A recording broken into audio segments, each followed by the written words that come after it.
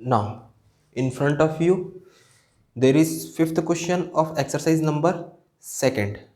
So, let's start second part of exercise number second.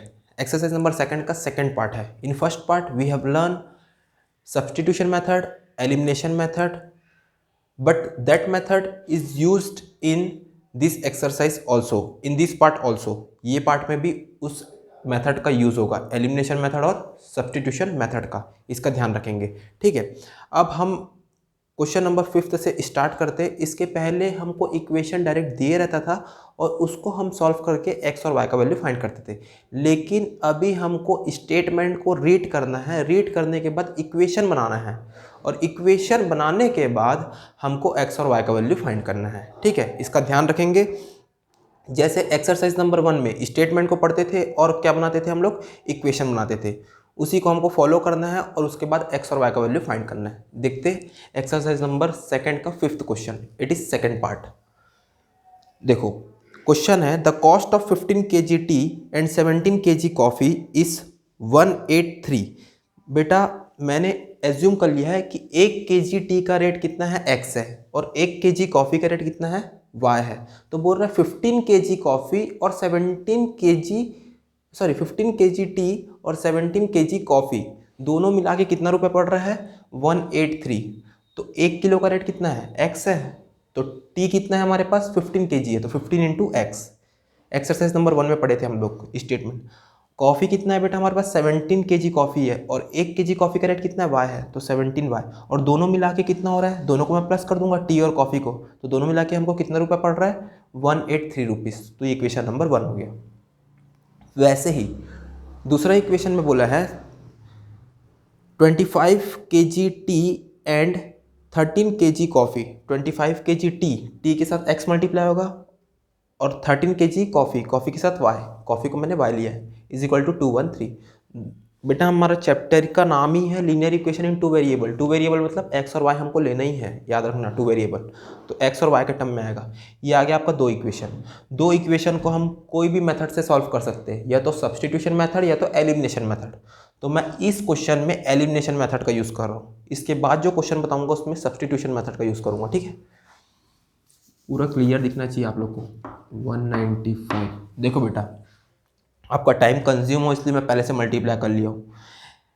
Equation 1 को 25 से multiply करना है, पूरे इक्वेशन 1 को 25 से मल्टीप्लाई कर लो और इक्वेशन 2 को 15 से मल्टीप्लाई कर लो. इसको 25 से मल्टीप्लाई करोगे तो 375 आएगा और इसको 15 से मल्टीप्लाई करोगे तो 375 आएगा. वो देखो 375 आ गया.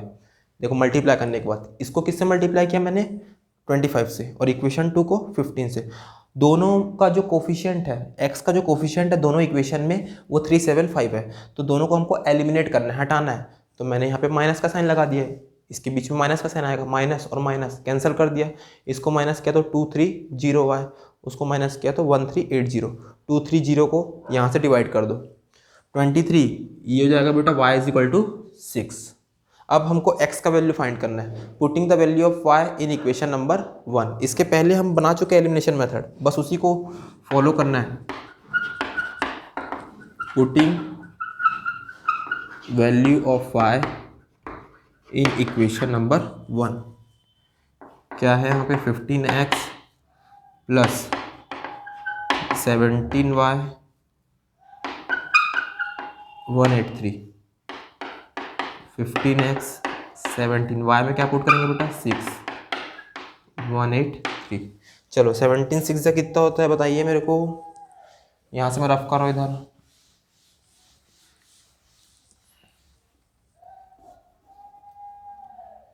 ठीक है,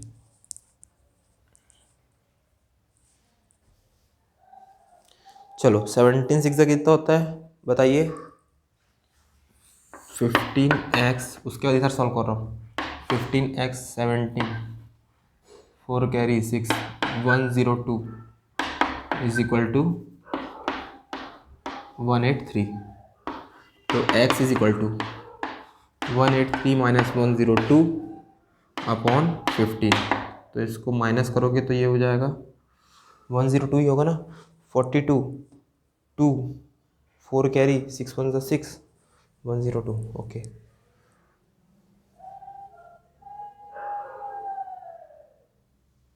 9, 2 में से ये जाएगा 1 और ये 8 में से 0 जाएगा तो 8 और 1 में से 1 अपॉन 15। ओके, कैंसिल कर दो इसको बेटा, कितना हो जाएगा 5 3 के टेबल में 3 27 और ये 3 5 27/5। तो x के वैल्यू को डेसिमल में कन्वर्ट कर दो तो ये हो जाएगा 5.30। अब बोल रहा है बेटा हमको निकालना है the cost of 7 kilo T खरीद रहे हैं चाय पत्ती और 1 किलो कॉफ़ी खरीद रहे हैं, दोनों का मिला के रेट कितना होगा। क्या बोला मैंने, टोटल कॉस्ट 7 kg चाय पत्ती जो कि 7x होगा। 1 किलो चाय पत्ती का रेट कितना x है और 1 किलो कॉफ़ी का रेट कितना y है। तो इसमें क्वेश्चन में हमको फाइंड करने बोला है find the cost of 7 kg T and 1 kg coffee, दोनों को मिला के कितना रुपये पड़ेगा। तो 7 kg T plus 1 kg coffee, तो 7 से x को मल्टीप्लाई कर दो 5.30 प्लस y का वैल्यू कितना हो गया 6। एक मिनट इसको मैं डेसिमल में कन्वर्ट करता हूँ, डेसिमल में 5.30 आ रहा है 5.40 आ रहा है। ठीक है बेटा, मल्टीप्लाई कर दो इसको 0 7 4 28 2 कैरी 7 5 35 37.80 होगा 37.80 प्लस 6, तो आपका आंसर कितना आएगा 43.80 रुपीज़। इतना रुपया उसको पड़ेगा, ये आपका फाइनल आंसर है। देखो डिस्प्ले में दिख रहा है, यस 43.80, ये आपका फाइनल आंसर है। ठीक बेटा, समझ आ गया। नेक्स्ट क्वेश्चन देखिए बेटा, नेक्स्ट क्वेश्चन है a person owns some pigeons and cows. The number of lakhs of these animal is 180 and the total number of eyes is 120. How many cows and pigeon does the person own?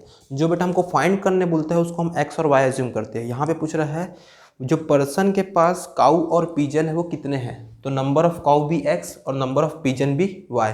काऊ को मैंने x ले लिया, pigeon को y ले लिया। काऊ के कितने पैर होते हैं, 4 पैर, 4 पैर होते हैं। ठीक है, there are 4 legs of cow and there are 2 legs of pigeon.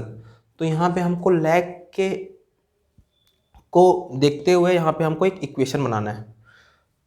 तो मैं यहाँ क्या लिखूंगा बेटा, काऊ हैज़ 4 legs एंड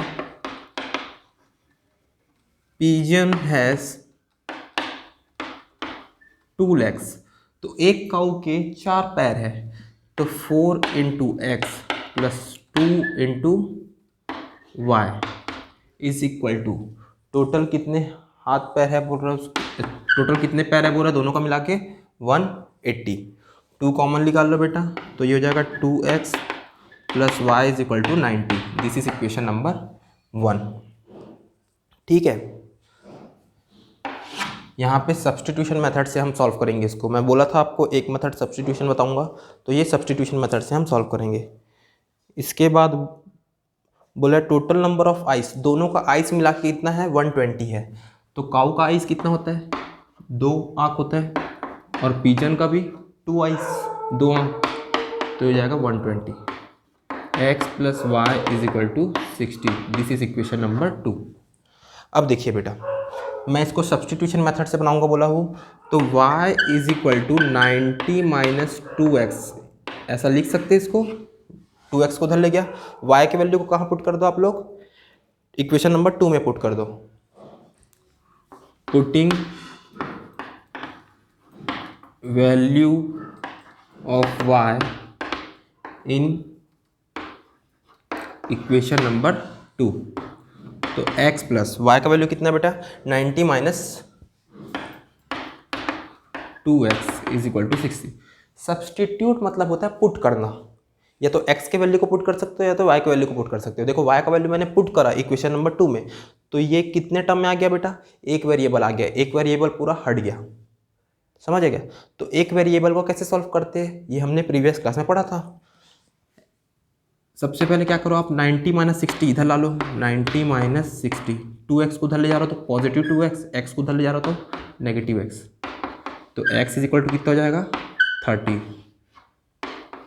हमने x किसको माना था बेटा, नंबर ऑफ काउस, तो नंबर ऑफ काउस कितने हैं 30 है। अब नंबर ऑफ पीजन निकालना है हमको, तो नंबर ऑफ पीजन यहाँ पुट कर दो, इसको इक्वेशन नंबर 1 दे दो, putting the value of x in equation number 1।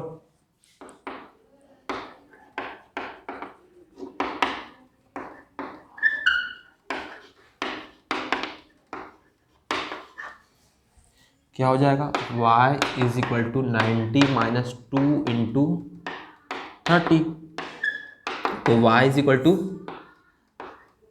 30, 90 minus 60, तो ये भी कितना हो जाएगा 30 हो जाएगा, दोनों 30 30 है। नंबर ऑफ पीजन और नंबर ऑफ काउस नीचे लिख लेना, number of pigeon is equal to 30, number of cow is equal to 30। देखिए बेटा बहुत ही इंटरेस्टिंग क्वेश्चन है, क्वेश्चन नंबर 13। मैं एक बार क्वेश्चन पढ़ रहा हूँ। Some students are sitting in classroom A and B in a school. When 10 students from room A are sent to room B. देखो रूम ए में कितने स्टूडेंट्स हैं, x स्टूडेंट्स हैं, number of students in classroom A be x, number of students in classroom B be y। मैंने ऐसा assume कर लिया है। तो जो ए रूम के जो स्टूडेंट हैं वो बी रूम में जाते हैं, नंबर ऑफ स्टूडेंट्स इन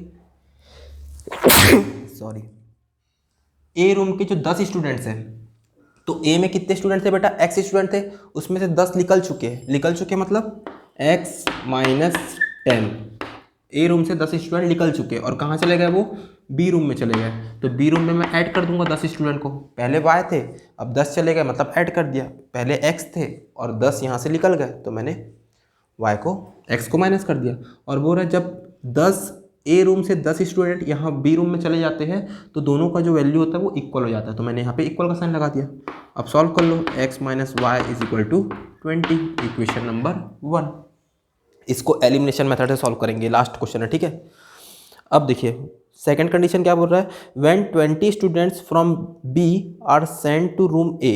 अब 20 स्टूडेंट जो है रूम बी के वो कहाँ सेंड होते हैं, रूम ए में होते हैं। The number of students in room A become twice that in room B. अब बी से स्टूडेंट कहाँ जा रहे हैं बेटा, बी से स्टूडेंट 20 कहाँ जा रहे हैं, ये जा रहे हैं ए में, तो ए में मैंने ऐड कर दिया और 20 स्टूडेंट उन लोग कहाँ जा रहे हैं, देखो बी क्लासरूम से 20 स्टूडेंट कहाँ पे जा रहे हैं, ए क्लासरूम में जा रहे हैं, तो ए क्लासरूम में जा रहे हैं मतलब वहाँ पे ऐड होगा और यहाँ पे क्या हो जाएगा, माइनस हो जाएगा, सेम कंडीशन। लेकिन यहाँ पे बोला है इस कंडीशन में दोनों इक्वल नहीं होते, यहाँ पे बोला है जो ए क्लासरूम के स्टूडेंट है वो बी क्लासरूम से ट्वाइस हो जाएंगे, मतलब ए क्लासरूम में डबल हो जाएंगे। तो यहाँ पे a is twice of b, तो 2 से मल्टीप्लाई करना पड़ेगा, वहाँ पे कंडीशन दिया हुआ है। और यहाँ पे क्या बोला है बेटा, दोनों इक्वल है तो इक्वल ले लिया, और यहाँ पे बोला है ट्वाइस, ट्वाइस मतलब 2 से मल्टीप्लाई करना। तो यहाँ पे कंडीशन रहेगा x minus 2y is equal to, ये हो जाएगा x और ये 2y, 40 को मैं उधर ले गया प्लस 60 इज इक्वल टू 0, और ये हो जाएगा x minus Y minus 20 is equal to 0, equation number 1। 20 को इधर ला लो, एक बार इसको भी चेक कर लेता हूँ मैं, ये x y उधर गया और ये हो गया 40, उधर जाएगा 60, ठीक बेटा। This is equation number 2। Equation 1 से इक्वेशन 2 को माइनस करना है, ठीक है, क्योंकि दोनों में क्या है बेटा, x और x कोफिशिएंट के सामने 1 है, इसके सामने भी 1 है और उसके सामने भी 1 है, तो यहाँ पे मल्टीप्लाई करने की ज़रूरत नहीं है, डायरेक्ट माइनस कर दो। x minus Y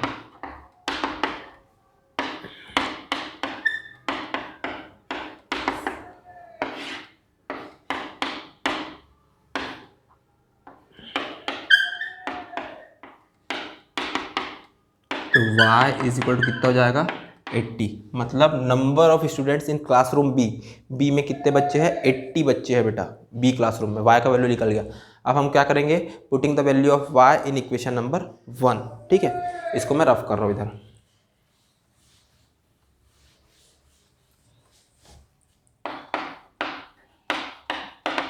putting the value of y in equation number 1, तो यहाँ पे पुट कर दो। क्या है equation number 1, x minus Y minus 20 is equal to 0। तो x minus 80 minus 20 is equal to 0। तो x इज इक्वल टू कितना हो जाएगा, 100। यही फाइंड करना था हमको x और y का वैल्यू। कितने बच्चे क्लासरूम ए में हैं, तो ए क्लासरूम में कितने हैं, x का वैल्यू 100 आ गया और b का वैल्यू 80 आ गया। तो 100 और 80 आपका फाइनल आंसर है। Thank you so much. This exercise has been completed. In next class I will teach you third exercise.